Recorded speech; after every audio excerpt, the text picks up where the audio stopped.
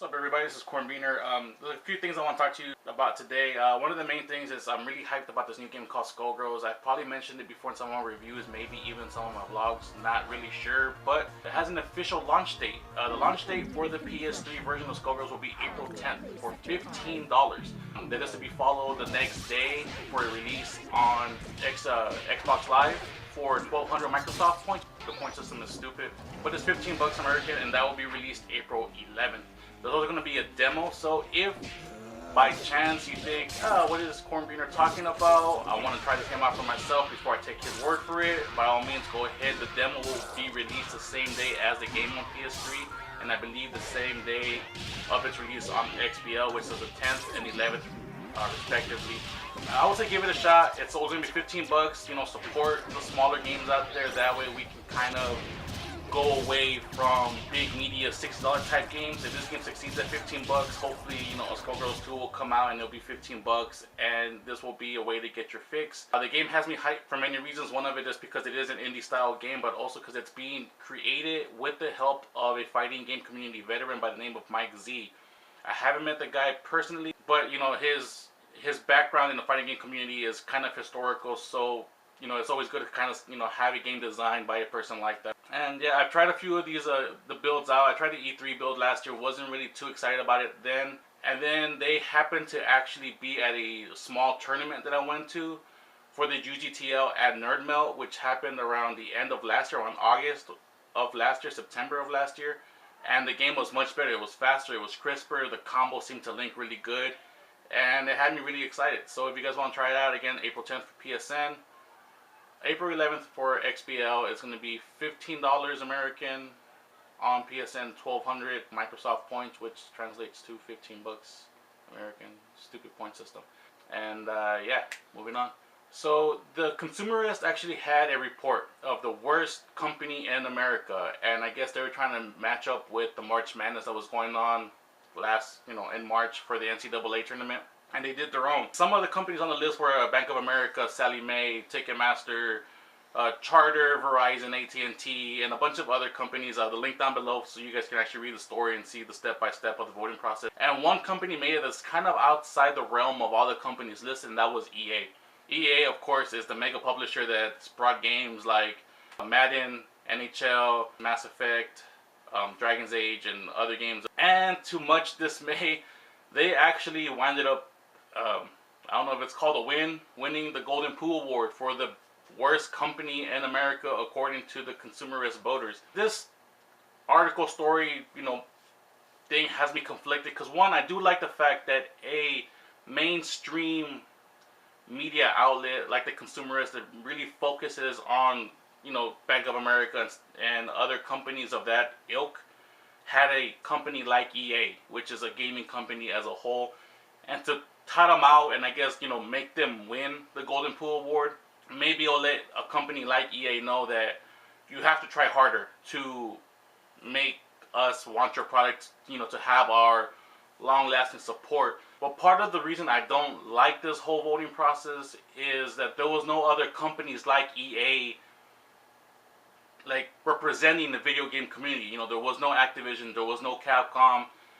There weren't other companies that are similar to EA's, I guess, market model that were in this direct comparison. Anyways, going back to the main thing, there has to be, I think, another company that kind of competes with EA, and the fact that EA kind of won this versus like Bank of America and Sallie Mae, Ticketmaster, and all these other companies kind of doesn't, I guess, make it justice, because really at this point, who is voting on EA as the worst company? And it sounds like it's not gamers, it's not people who have an invested interest. It sounds more like it was visitors of the Consumerist website looking at it, reading the quick synopsis of what EA is accused of doing as far as maybe milking their consumers, but not really knowing how they actually release product, how the games actually work, how, you know, if you like their games, how good they actually are, how bad they actually are. It sounds like this was voted by people who really don't have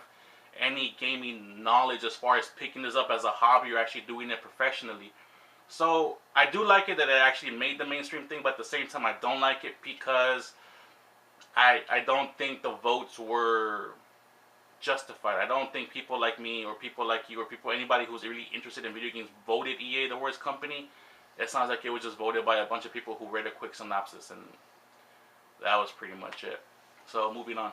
And in even more depressing gamer type news, New York is actually going through this, I guess, legislation called Operation Game Over. And basically what this does is it's going to ban registered sex offenders from online games such as World of Warcraft, or even for them having an online account, to prevent them from talking to minors who might be out there in the world. This story was brought to my interest by gamasutra.com, link down below. And so far, I believe they got 3,000 plus people purged from the system who had online accounts. And this is going to be one of those things where, I believe the sex offenders, sex molesters, everybody else in that type of mindset or that type of criminal activity are the lowest people on earth. All these people deserve to just be castrated and shot if found guilty of such heinous things. But if you went to jail and are deemed to be rehabilitated, let them live their lives. If they're on probation for whatever reason, I would say, put a tracker on their PC, follow their IPs, follow their chat logs, follow whatever activity they might do to make sure that they're not violating some sort of probation, and that they're not contacting minors, they're not, virtually stalking people to perform virtual rape. For all that we know, they're going online just to kind of get over the fact that they are now sexual predators, or at one time were. This could have been their way to self-rehab themselves, to find something that kind of gave them that same drug high that the sickness before them actually made them do. I'm conflicted in an operation like this because, one, this could be self-rehab. One way that people get over a certain sickness is to find something else to be addicted to, something else to make them sick. While video game addiction is known to have that type of property, I think it's probably one of the best ones to have, if there really is such a thing as a good addiction. I would say that would probably be one of the best ones, unless it goes too far and start avoiding, like your responsibilities as being a father, being, a man or a wife or something. You start spending too much money. But if it's one of those things that kind of just takes you away to a fantasy land, so you can kind of avoid, I guess, your real world problems, then more power to you. This is going to be kind of conflicting. Who knows how many of these sex offenders who were purged that have nothing else to do are going to maybe go back to doing what they were doing, because now they have no outlet.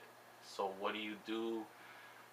It's kind of hard, and it's kind of nasty to think about that in that kind of retrospect. So hopefully it works out for the best, and here's hoping nothing else bad happens. Again, story to this is down below, gamasutra.com.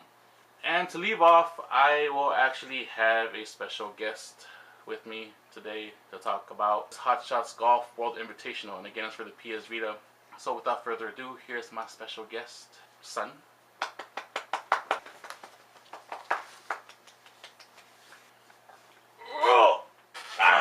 So this is my guest today.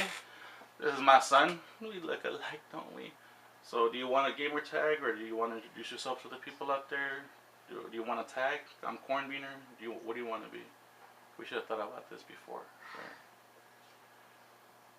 I have no idea. Alright, for right now, we'll just call him Son of Beaner. S-O-B. Okay. For the time being. Anyway, so, I bought you Hot Shots Golf World Invitational for the PS Vita. Yep. What do you think about the game so far? Well, I think it's a 5-star rating. I'm going to rate it 5 out of 5 stars. So what do you like about, if you're going to give it a 5 out of 5, what do you like about the game?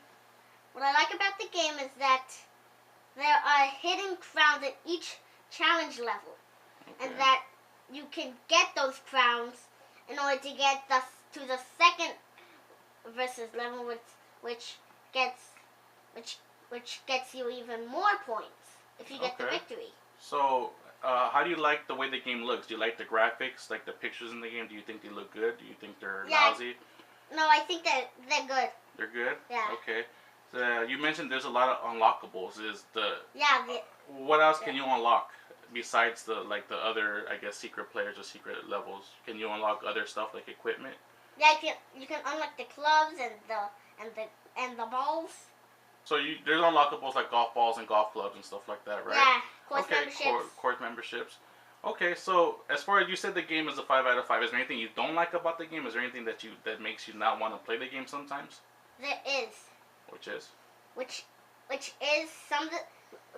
Remember the shop? Some of the things that are in are very expensive. Like Lonnie, it's a character. Okay, okay, let's just say I had to spend 30,000 points. Okay, so you don't like the fact that you have to sometimes play a lot to get the points that you need to unlock something because it's too expensive.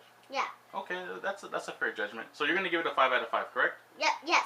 Okay, 5 out so of 5. in my opinion, I play the game little by little, and I have some of the same. I like the fact that we have unlockable clubs, balls.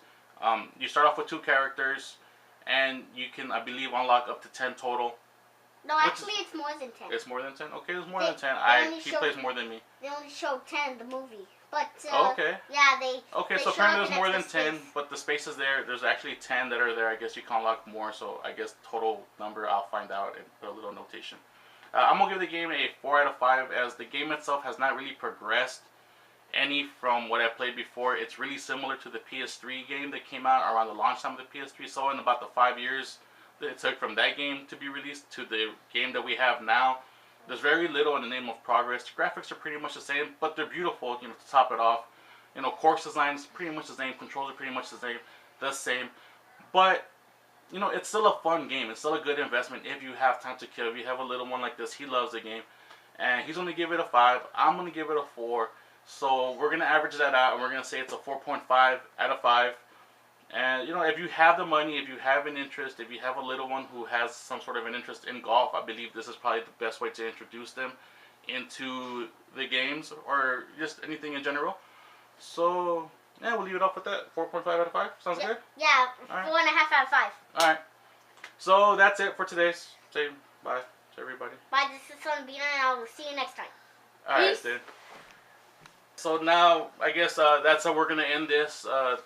To recap everything, at the beginning, Skullgirls coming out April 10th, PSN, April 11th for Xbox Live. Pick it up. If not, there's going to be a demo, so at least make sure to check that out. EA is the winner of the Golden POO Award according to Consumerist.com. Link down below to all that if you guys want to check it out. Again, I wish they would have put more video game type companies to compete with EA instead of the mainstream Bank of America type companies that they did. Sex offenders being purged from the system in New York State, kind of conflicting, not sure if I like that. And Hot Shots World Invitational for the PS Vita is going to get a 5 from Son of Wiener, 4 from me, average of 4.5 out of 5. So that's it for today. I'll see you guys next time, and take care. Love, peace, chicken grease, all that good stuff, and I'll see you guys next time. Alright, peace out, bye. I got it.